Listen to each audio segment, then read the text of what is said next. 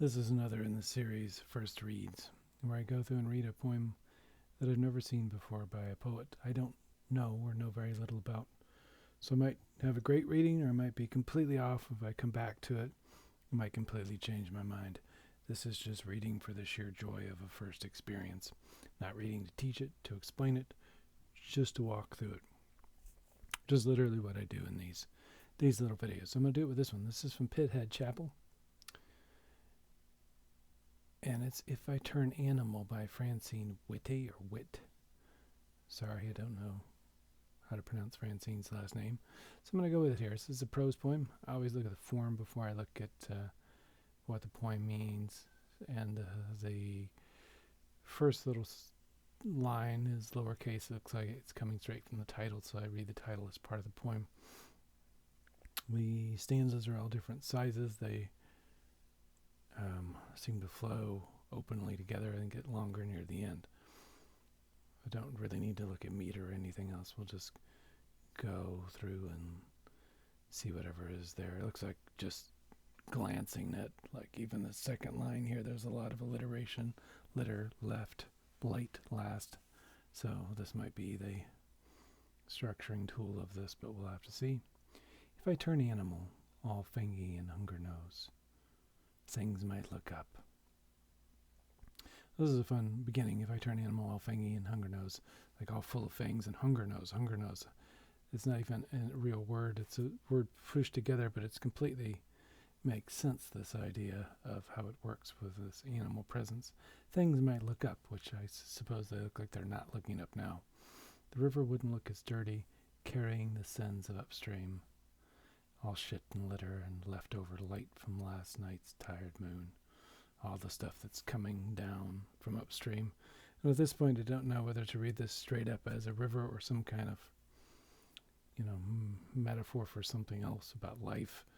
I think we'll have to get more into the poem to see that. But as the sins are coming from downstream, and maybe as an animal it wouldn't look so dirty, but it does now, not as an animal.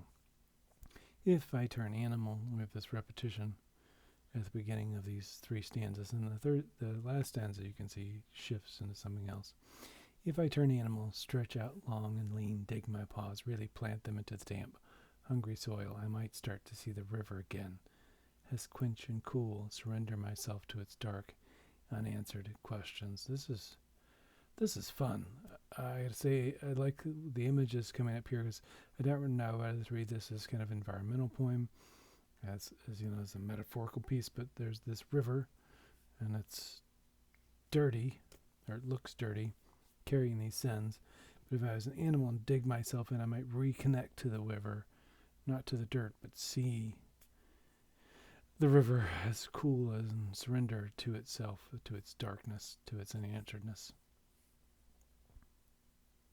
If I turn animal, tooth and claw my only words, not having the words as an animal, then maybe the world starts to listen. So once the words are let go and you don't, and this might be a stretch, try to explain it or try to speak it, then maybe you can listen to the world, what it is. Maybe you start to listen to the next line. A tint of blood from a torn skin colors the water, and maybe the words of a million children start to flow into a million ears. So maybe letting go of trying to speak and trying to deal with the sins and the questions and just letting go to wherever. Maybe there would be something there that you would reconnect to things, like reconnecting to one's animal nature would help you surrender instead of trying to control. Maybe the river finally answers its question, the water going mudless for once, and the hands of the children get filled but stay open and ready for more of the children. I'm assuming from the other line right up above, but this is also, I think, play on the innocence of children. And everywhere seeds plump up and burst, and the foot I've been limping on all day toughens up at the heel, steals up around the toes, the whole thing going hoof-like. So with this pain of limping, like this beginning, being tired from last night's tired moon, but also carrying these sins, the limping on a heel, giving up to the animal nature, would strengthen this, would make it hoof-like split, ensure the mountain in front of me goes flat, like a father's back when he leans down and tells his kid to climb on. And the river to my right goes gentle, lapping softly now like the tongue of an animal settling onto the floor of the forest, happy, content after a kill. So it really feels like it's going into that, giving up into this animal sense, connecting to things, the flow of things, to the flow of the river, and that way you get past whatever is there in life that gets in the way. This reminds me of Rousseau, this kind of sense that we've disconnected from nature with becoming cultured, and reconnecting might help you start to listen, not using your words to explain things.